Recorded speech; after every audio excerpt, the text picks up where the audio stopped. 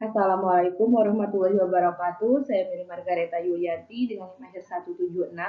Di sini saya akan mempresentasikan tugas perpajakan 1 saya dengan judul PPN, PPNBM, PBB, BPHTB, dan Bea Materai.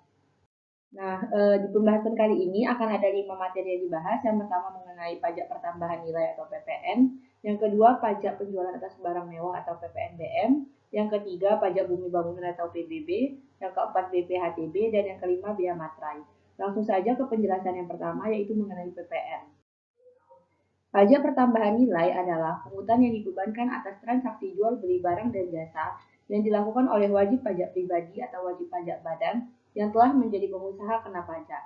Jadi yang berkewajiban memungut, menyetor, dan melaporkan PPN adalah para pedagang atau para penjual. Namun pihak yang berkewajiban membayar PPN ini adalah para konsumen akhir. Nah, penentuan besaran tarif PPN ini diatur dalam Undang-Undang Nomor 42 Tahun 2009 tentang pajak pertambahan nilai barang dan jasa dan pajak penjualan atas barang mewah.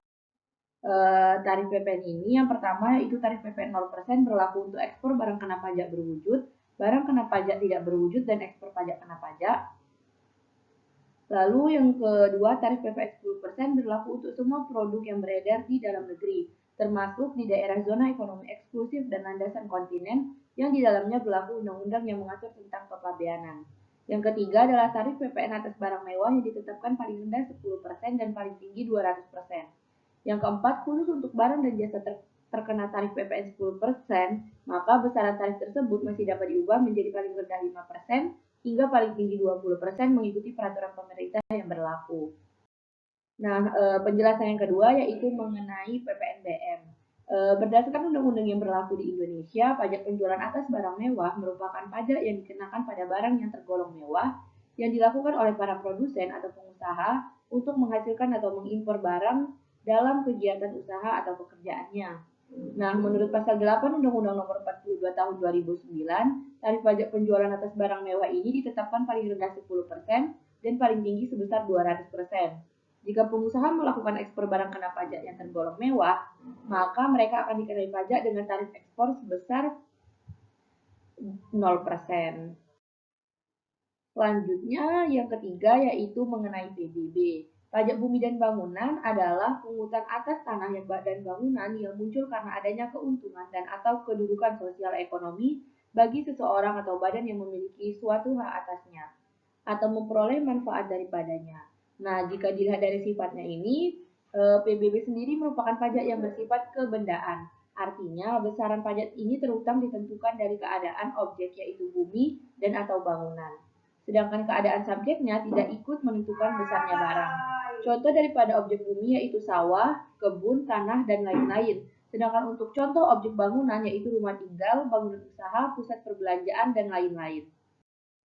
Nah, PBBD sendiri menerapkan tarif proporsional tunggal yaitu 0,05%, dari mana dasar pengenaan pajaknya adalah NJKP atau nilai jual kena pajak sama dengan NJOP dikurang NJOP TKP.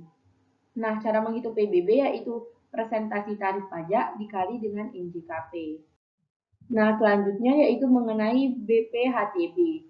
BPHTB ini adalah pungutan atas perolehan hak atas tanah dan atau bangunan. Pungutan ini ditanggung oleh pembeli dan hampir mirip dengan pajak penghasilan bagi para penjual. Dengan begitu, pihak penjual dan pembeli sama-sama memiliki tanggung jawab untuk membayar pajak.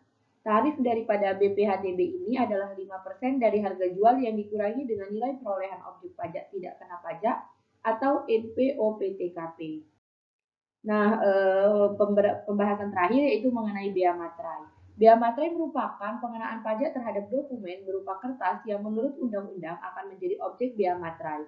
Bea materai ini merupakan pajak tidak langsung yang akan dipungut secara insidental.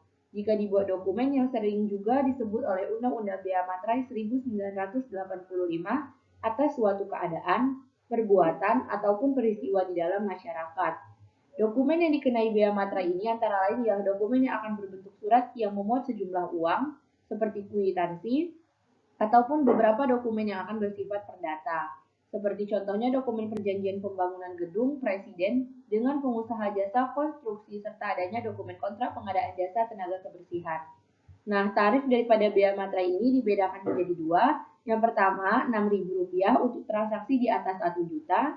Yang kedua, Rp3.000 untuk transaksi Rp250.000 sampai dengan Rp999.999 dan atau atas penggunaan cek atau bilet giro berapapun jumlahnya. Nah, sekian penjelasan dari saya. Semoga apa yang saya sampaikan bermanfaat. Saya akhiri. Wassalamualaikum warahmatullahi wabarakatuh.